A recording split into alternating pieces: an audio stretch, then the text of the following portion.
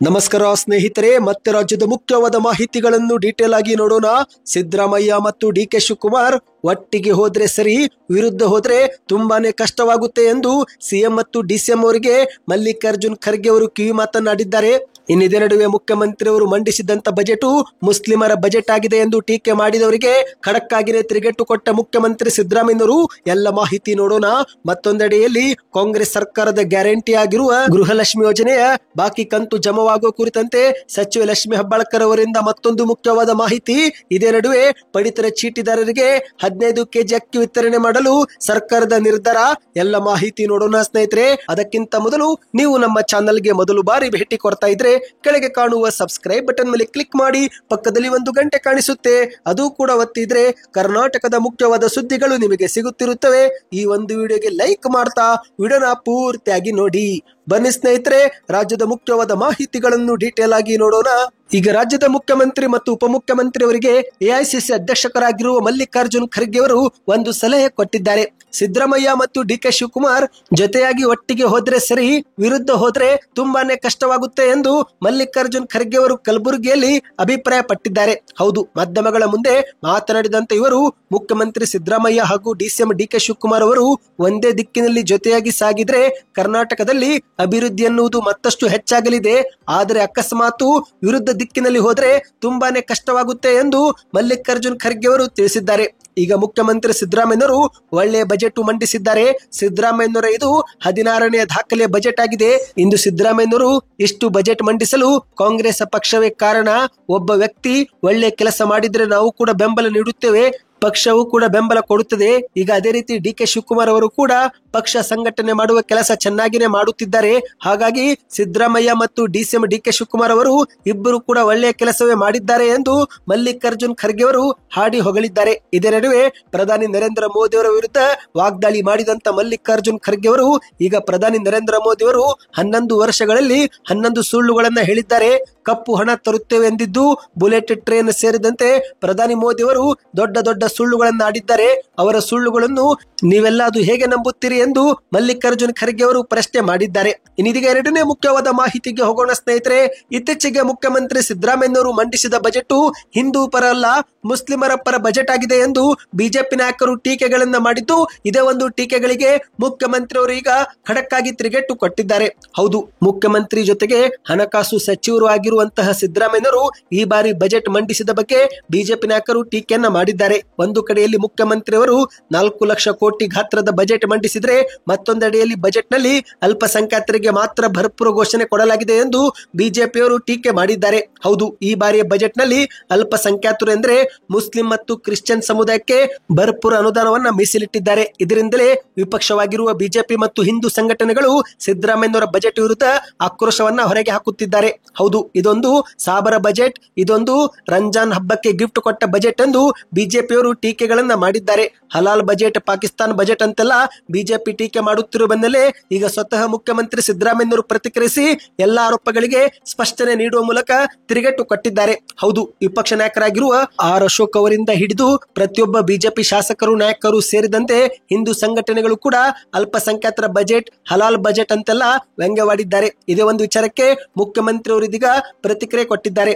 ಈ ಒಂದು ಬಜೆಟ್ ಸಂಪೂರ್ಣ ವಿವರವನ್ನ ನೀಡಿದ್ದು, ಅಷ್ಟು ಮಾತ್ರವಲ್ಲದೆ ಈ ಒಂದು ಬಜೆಟ್ ಮುಸ್ಲಿಮರ ಬಜೆಟ್ ಎನ್ನುವ ಟೀಕೆಗಳಿಗೂ ಕೂಡ ತಿರುಗೇಟು ಕೊಟ್ಟಿದ್ದಾರೆ. ಹೌದು ಗೆಳೆಯರೆ, ರಾಜ್ಯದ ಅಲ್ಪಸಂಖ್ಯಾತರಿಗೂ ಹಣವನ್ನ ಜಾಸ್ತಿ ಮಾಡಿದ್ದೇವೆ. ಅಲ್ಪಸಂಖ್ಯಾತರು ಅಂದ್ರೆ ಬರೀ ಮುಸಲ್ಮಾನರು ಮಾತ್ರ ಬರೋದಿಲ್ಲ, ಕ್ರಿಶ್ಚಿಯನ್ ಅಭಿವೃದ್ಧಿಗೂ ಕೂಡ 500 ಕೋಟಿ ಮೀಸಲಿಟ್ಟಿದ್ದೇವೆ. ಆದ್ರೆ ಬಿಜೆಪಿಯವರು ಹಲಾಲ್ ಬಜೆಟ್ ಎಂದು ಕರೆದಿದ್ದಾರೆ. ಬಿಜೆಪಿಯವರ ಮನಸ್ಸಿನ ಕೊಳಕು ಭಾವನೆ ಇದರಿಂದಲೇ ಹೊರಗೆ ಬರುತ್ತಿದೆ ಎಂದು ಮಾಧ್ಯಮಗಳ ಮುಂದೆ ತಿಳಿದಿದ್ದಾರೆ. ಎಲ್ಲರಿಗೂ ಸಾಮಾಜಿಕ ನ್ಯಾಯ ಕೊಡೋದು ಬೇಡವಾ ಎಂದು ಮುಖ್ಯಮಂತ್ರಿ ಅವರು ಪ್ರಶ್ನೆ ಮಾಡಿದ್ದಾರೆ. ಇಂದು ಅಲ್ಪಸಂಖ್ಯಾತರಿಗೆ ಶಿಕ್ಷಣ ಸರಿಯಾಗಿಲ್ಲ, ಅವರ ಶೈಕ್ಷಣಿಕ ಪ್ರಮಾಣ ಕಡಿಮೆ ಆಗಿದೆ. ನಾವು ಸಮಾನತೆಯಲ್ಲಿ ನಂಬಿಕೆ ಇಟ್ಟುಕೊಂಡು ಬಂದಿರುವರು, ಅದಕ್ಕೇನೆ ಬಜೆಟ್ ನಾವು ಮಾಡಿದ್ದೇವೆ. ಹಲಾಲ್ ಬಜೆಟ್, ಪಾಕಿಸ್ತಾನ್ ಬಜೆಟ್ ಎನ್ನುವುದೆಲ್ಲ ಅವರು ಸೆಕ್ಯುಲರ್ ಅಲ್ಲ ಎಂಬುದನ್ನು ತೋರಿಸುತ್ತದೆ. ಅವರು ಜಾತ್ಯತೀತ ವಿರುದ್ಧವೇ ಇದ್ದಾರೆ. ಸಂವಿಧಾನ ಹೇಳಿದಂತೆ ನಾವು ನಡೆದುಕೊಳ್ಳುತ್ತಿದ್ದೇವೆ. ಬಿಜೆಪಿಯವರಿಗೆ ಅಸೆಂಬ್ಲಿಯಲ್ಲೇ ಉತ್ತರ ನಾನು ಕೊಡುತ್ತೇನೆ. ಬಿಜೆಪಿಯವರು ಸಂವಿಧಾನಕ್ಕೆ ವಿರುದ್ಧವಾಗಿದ್ದಾರೆ. ಈ ಒಂದು ಬಜೆಟ್ ದೂರದೃಷ್ಟಿ ಮತ್ತು ಸಮಾನತೆ, ಆರ್ಥಿಕ ಸಾಮಾಜಿಕ ಬೆಳವಣಿಗೆ ಬಜೆಟ್ ಆಗಿದೆ ಎಂದು ಮುಖ್ಯಮಂತ್ರಿಯವರು ಹೇಳಿಕೆ ನಾವು ಕೊಟ್ಟಿದ್ದಾರೆ. ಇನ್ನೀಗ ಮತ್ತೊಂದು ಮುಖ್ಯವಾದ ಮಾಹಿತಿಗೆ ಹೋಗೋಣ ಸ್ನೇಹಿತರೆ. ನೀವು ಕೂಡ ಕಾಂಗ್ರೆಸ್ ಸರ್ಕಾರದ ಜನಪ್ರಿಯ ಗ್ಯಾರಂಟಿಯಲ್ಲಿ ಒಂದಾಗಿರುವ ಗೃಹಲಕ್ಷ್ಮಿ ಯೋಜನೆಯ ಫಲಾನುಭವಿಗಳಾಗಿದ್ದರೆ ಕಮೆಂಟ್ ನಲ್ಲಿ ಎಸ್ ಎಂದು ಕಮೆಂಟ್ ಮಾಡಿ. ಹೌದು ಗೆಳೆಯರೆ, ರಾಜ್ಯದ ಕಾಂಗ್ರೆಸ್ ಸರ್ಕಾರ ಇದೀಗ ಬಾಕಿ ಕಂತುಗಳನ್ನ ಜಮಾ ಮಾಡುತ್ತಿದೆ.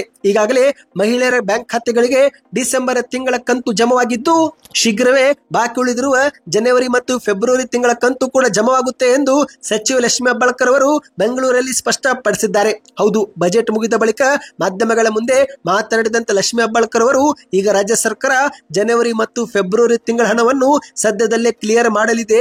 10-15 ದಿನ ಹೆಚ್ಚು ಕಡಿಮೆ ಆಗಬಹುದೇ ವಿನಃ ಯಾವುದೇ ಕಾರಣಕ್ಕೂ ಕ್ಲಿಯರ್ ಆಗದೆ ಇದು ಉಳಿಯುವುದಿಲ್ಲ ಎಂದು ಲಕ್ಷ್ಮೀ ಹೆಬ್ಬಾಳ್ಕರ್ ಅವರು ಸ್ಪಷ್ಟಪಡಿಸಿದ್ದಾರೆ. ಮತ್ತೆ ಮುಂದುವರೆದು ಮಾತನಾಡಿದಂತೆ ಇವರು ಗೃಹಲಕ್ಷ್ಮಿ ಯೋಜನೆಯು ಸದ್ಯ ಈಗ ಯಾವ ರೀತಿ ನಡೆದುಕೊಂಡು ಹೋಗುತ್ತಿದೆಯೋ ಹಾಗೇನೆ ಮುಂದುವರೆದುಕೊಂಡು ಹೋಗಲಿದೆ. ಯಾವುದೇ ಇದರಲ್ಲಿ ಸದ್ಯಕ್ಕೆ ಬದಲಾವಣೆ ಆಗೋದಿಲ್ಲ. ಇನ್ನು ಈ ಒಂದು ಯೋಜನೆಯನ್ನು ಕೂಡ ಯಾವುದೇ ಕಾರಣಕ್ಕೂ ಮತ್ತೊಮ್ಮೆ ನಾವು ಪರಿಷ್ಕರಣೆ ಮಾಡೋದಿಲ್ಲ. ಆದರೆ GST ಮತ್ತು ಆದಾಯ ತೆರಿಗೆ ಕಟ್ಟುತ್ತಿರುವರು ಈ ಒಂದು ಯೋಜನೆಯಿಂದ ಹೊರಗುಳಿಯಲಿದ್ದಾರೆ. ಇನ್ನು ಗೃಹಲಕ್ಷ್ಮಿ ಯೋಜನೆ ಹಣವು 2-3 ತಿಂಗಳಿಗೊಮ್ಮೆ ಬರ್ತಾ ಇದೆ ಎನ್ನುವುದು ಕೂಡ ತಪ್ಪಾಗುತ್ತೆ. ಇದೇ ಮೊದಲ ಬಾರಿಗೆ ಹಣ ಜಮಾ ಮಾಡುವುದು ವಿಳಂಬವಾಗಿದೆ. ಇದೊಂದು ಸರ್ಕಾರದ ಬಹು ದೊಡ್ಡ ಯೋಜನೆ ಆಗಿದೆ. ನವೆಂಬರ್ ಮತ್ತು ಡಿಸೆಂಬರ್ ತಿಂಗಳ 4,000 ರೂಪಾಯಿಗೆ ಜಮವಾಗಿದ್ದು ಸದ್ಯದಲ್ಲೇ ಜನವರಿ ಮತ್ತು ಫೆಬ್ರವರಿ ತಿಂಗಳ ಹಣವು ಕೂಡ ಬ್ಯಾಂಕ್ ಖಾತೆಗೆ ಬರುತ್ತೆ ಎಂದು ಮಾಧ್ಯಮಗಳ ಮುಂದೆ ತಿಳಿಸಿದ್ದಾರೆ. ಇನ್ನಿದೀಗ ಕೊನೆಯ ಮುಖ್ಯವಾದ ಮಾಹಿತಿಗೆ ಹೋಗೋಣ ಸ್ನೇಹಿತರೆ. ಅದಕ್ಕಿಂತ ಮೊದಲು ವಿಡಿಯೋಗೆ ನೀವು ಲೈಕ್ ಮಾಡಿಲ್ಲವೆಂದ್ರೆ ಲೈಕ್ ಮಾಡಿ ಮತ್ತು ಚಾನೆಲ್ಗೂ ಕೂಡ ಸಬ್ಸ್ಕ್ರೈಬ್ ಮಾಡಿ. ಈಗ ರಾಜ್ಯದ ಪಡಿತರ ಚೀಟಿದಾರರಿಗೆ ಸರ್ಕಾರ ಗುಡ್ ನ್ಯೂಸ್ ಕೊಟ್ಟಿದೆ. ಹೌದು ಗೆಳೆಯರೆ, ಅನ್ನಭಾಗ್ಯ ಯೋಜನೆ ಅಡಿಯಲ್ಲಿ ಇಷ್ಟು ದಿನ 5 ಕೆಜಿ ಅಕ್ಕಿ ಬದಲಿಗೆ 170 ರೂಪಾಯಿ ಹಣವನ್ನು ನೀಡಲಾಗುತ್ತಿತ್ತು. ಆದರೆ ಇದೀಗ ಕೇಂದ್ರ ಸರ್ಕಾರದಿಂದ ಕರ್ನಾಟಕ ರಾಜ್ಯಕ್ಕೆ ಅಕ್ಕಿ ಕೊಡಲು ಮುಂದಾದ ಪರಿಣಾಮ ರಾಜ್ಯ ಸರ್ಕಾರವು ಕೂಡ 10 ಕೆಜಿ ಅಕ್ಕಿ ವಿತರಣೆ ಮಾಡಲು ಮುಂದಾಗಿದೆ. ಆದರೆ ಸ್ನೇಹಿತರೆ, ಈಗ ಮಾರ್ಚ್ ತಿಂಗಳಲ್ಲಿ ನಿಮಗೆ 10 ಕೆಜಿ ಅಕ್ಕಿ ಸಿಗೋದಿಲ್ಲ, ಬದಲಿಗೆ 15 ಕೆಜಿ ಅಕ್ಕಿ ವಿತರಣೆ ಆಗಲಿದೆ ಎಂದು ಹೇಳಲಾಗಿದೆ. ಹೌದು, ಮಾಹಿತಿಯ ಪ್ರಕಾರ ಜನವರಿ ತಿಂಗಳವರೆಗೆ ಅನ್ನಭಾಗ್ಯ ಯೋಜನೆ ನಿಯಮದ ಪ್ರಕಾರ 5 ಕೆಜಿ ಅಕ್ಕಿ ಬದಲಿಗೆ 170 ರೂಪಾಯಿ ಜಮಾ ಮಾಡಲಾಗುತ್ತೆ.